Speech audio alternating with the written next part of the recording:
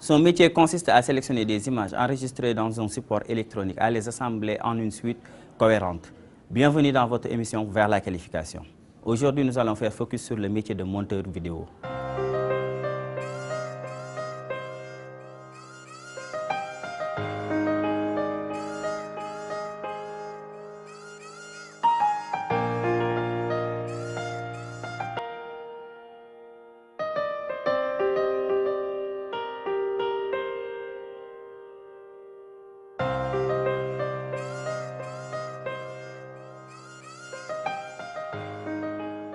Monter, hein, on peut schématiser ça de la façon suivante, c'est mettre un élément à la suite de l'autre, de telle sorte qu'on ait un produit qui est consommable. N'est-ce pas? Donc, extrait, commentaire, extrait, et puis après maintenant, habiller, mettre des plans de coupe, ce sont les images que vous prenez pour habiller. N'est-ce pas? C'est ça. Mais en information, ça peut aller, parce qu'on a juste besoin de l'info, quoi, et les images qui l'accompagnent. Puisque vous ne faites pas de la radio, vous faites de la télé, il faut bien habiller la voix que vous avez, mettez des images pour étayer ou pour montrer, compléter le son que vous avez, quoi. Maintenant, ça va au-delà de cela. Le montage, c'est pas seulement le bout à bout là que vous avez, le pré-montage que vous avez. Vous avez tout un travail artistique, ce qu'on appelle la post-production. Vers la qualification, c'est aussi le professionnel en exercice. Je m'appelle Benoît Fader Keita. Je m'appelle Kodendoy, je suis monteur vidéo à la DTV. Deux personnes unies par une même passion, le montage. Benoît et Kodendoy nous racontent leur rencontre avec le métier. J'ai commencé le montage il y a déjà 3 ans. En fait, c'est en 2011 que je suis entré dans une école de formation en audiovisuel. Donc auparavant, j'étais à la fac, je faisais anglais jusqu'en licence, en 3e année. Après, j'ai décidé de faire audiovisuel.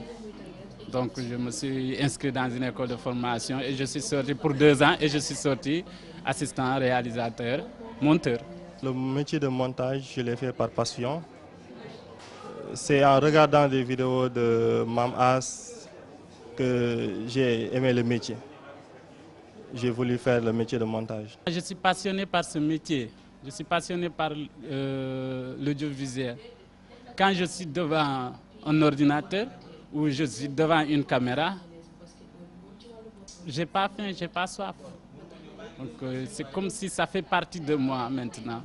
J'aime ce métier. Le monteur doit être un artiste parce que si tu dois faire un montage au feeling, par exemple, tu dois être inspiré, avoir un peu de, je sais pas, de créativité pour pouvoir faire certaines choses. Il faut avoir un peu l'esprit d'un artiste pour faire des choses. Par exemple, monter des clips, monter des téléfilms. Il faut être d'abord professionnel, parce qu'on ne peut pas venir juste parce qu'on monte des éléments, alors il faut prendre juste et faire des successions des éléments. Ça dépend, il faut voir dans le pays dans lequel tu es, il y a certaines choses qui sont interdites, donc tu ne dois pas montrer. C'est ça, quoi. Donc il faut avoir un petit bagage intellectuel et être professionnel pour être un monteur. Il est bon d'avoir un bon niveau. Moi, je pense que les monteurs, hein, à l'image des journalistes qui apprennent à monter, les monteurs aussi doivent apprendre à écrire. Ils doivent savoir la différence entre les genres journalistiques, ce qui relève d'un reportage, un compte-rendu, un commentaire, un récit, voilà, tu vois, des genres journalistiques, quoi, une enquête, tout. Le monteur doit connaître, il doit savoir faire la part des choses. Eric Nimani est le chef du département technique au niveau du CESTI. Il nous montre la différence qui existe entre le montage d'une vidéoclip, d'un film documentaire et d'un reportage. Un dossier, c'est un sujet donné, quoi. Vous faites une petite enquête sur un sujet donné, court, quoi. Dossier. Mais le documentaire, c'est plus grand. Le documentaire, en temps. Parce que le dossier, il est court. C'est de 3 minutes jusqu'à 6 au maximum, quoi.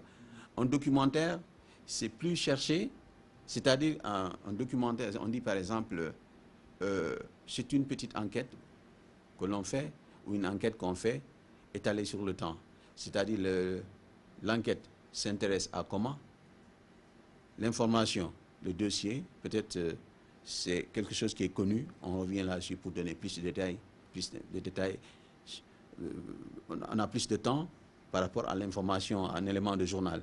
Parce que l'élément de journal répond à qui a fait quoi, où, quand, pourquoi. Hein?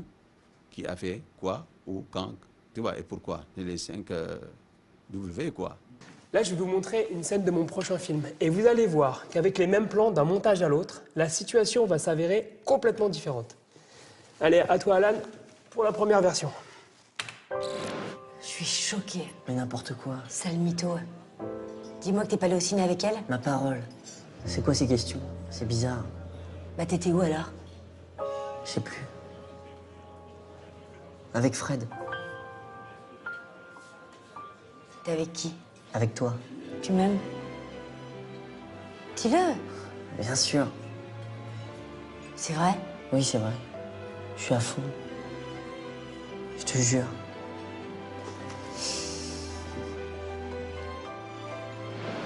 Magnifique. Jusqu'ici, tout va bien. Maintenant, la même scène avec les mêmes dialogues, totalement remontés. Alan, seconde version. Tu m'aimes? Je sais plus. C'est bizarre. T'es avec qui? Dis-le. Avec Fred. C'est vrai? Oui, c'est vrai. Je suis à fond. Sale mytho. Je te jure. Je suis choquée. Vous voyez? Avec un peu de remontage, on peut raconter tout autre chose.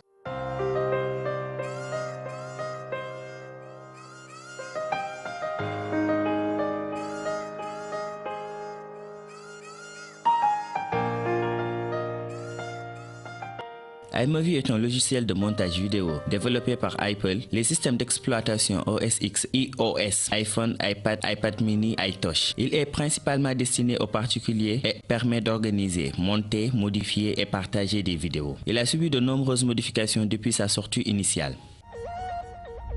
Adobe Premiere Pro, anciennement appelé Adobe Premiere, est un logiciel de montage vidéo. Il est intégré aux versions de production Premium et Master Collection. Adobe Premiere Pro gère de nombreux formats de vidéos intégrés et intègre un système de scénarisage très complet. C'est un logiciel de montage vidéo comme Final Cut Pro.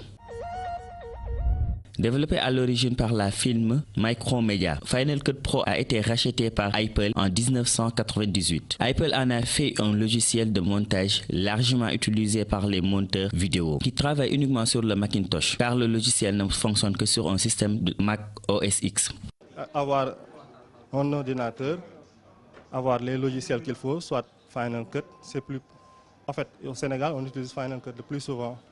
Il y a le Final Cut X, il y a Adobe Premiere, il y en a d'autres. Moi, je travaille avec Final Cut. Je travaille aussi, j'ai commencé avec Adobe Premiere Pro.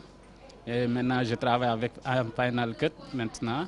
Ce sont des logiciels qui sont bien professionnels, qui sont super bien. On peut synchroniser une image et un son, ou bien synchroniser deux images. Par exemple, lorsqu'on tourne avec deux caméras, on peut synchroniser les deux images pour que les personnes qui parlent, le son et les images soient au même niveau. Ici au Sénégal, c'est le monteur qui fait l'étalonnage, mais ailleurs, il y a des personnes spécialisées pour faire l'étalonnage.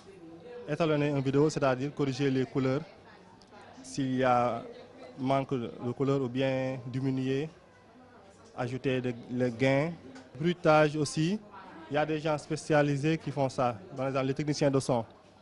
Mais comme je dis toujours, ici au Sénégal, c'est le monteur qui fait et l'étalonnage et les bruitages. C'est des sons qu'on ajoute sur le montage, soit pour faire drôle ou bien pour faire peur. C'est des bruits qu'on ajoute ou bien pour égayer le montage. C'est des petits bruits qu'on ajoute, des sons préenregistrés qu'on ajoute au montage. C'est vrai que la télé, on écrit pour les yeux. L'image est importante, le son est important aussi, mais tout cela peut aller plus vite si le journaliste qui a été sur le terrain sait monter. Ça va plus vite parce que c'est lui, c'est ce qu'il veut.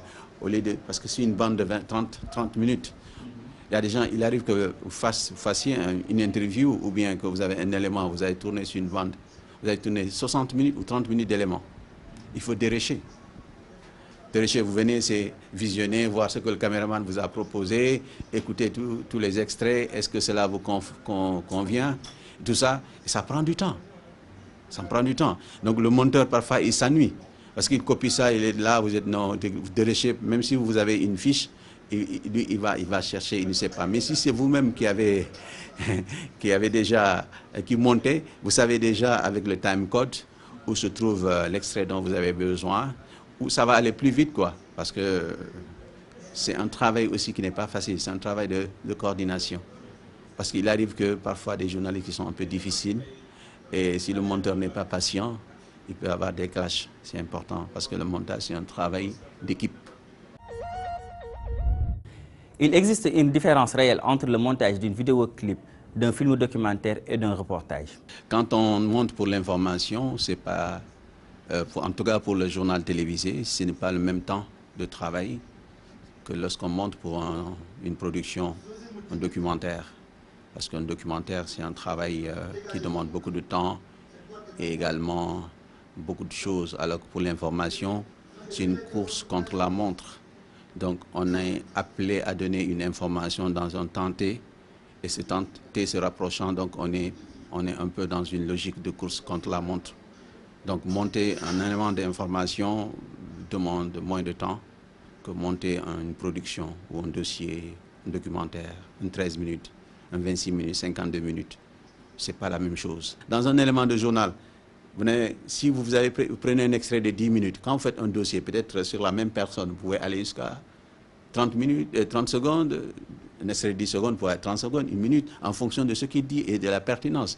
Parce qu'il faut lui donner plus de temps de parole pour essayer de mieux comprendre ce qui s'est passé, entrer dans les détails. Vous voyez, donc c'est ça qui fait la différence. Le dossier, c'est un élément d'une certaine durée que vous faites sur un sujet donné. Hein? Alors qu'un documentaire, ça peut toujours être sur un sujet basé sur la réalité ou sur la fiction, mais qui est plus long, où les intervenants ont plus de temps de parole, pour leur donner le temps de détailler et d'entrer dans certains détails qu'on n'aurait pas dû avoir avec l'élément du journal qui est calibré à 1 minute, 1 minute 30, 2 minutes. Donc en 2 minutes, vous ne pouvez pas faire tout dire, quoi. Alors que dans un documentaire, vous pouvez laisser la parole aux gens pour entrer dans les détails. C'est ça qui fait la différence.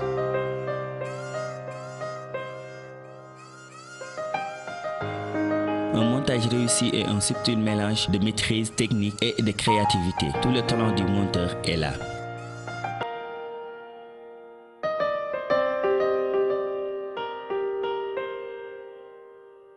C'était ça votre émission Vers la qualification. Rendez-vous dans 15 jours pour une autre formation et un autre métier.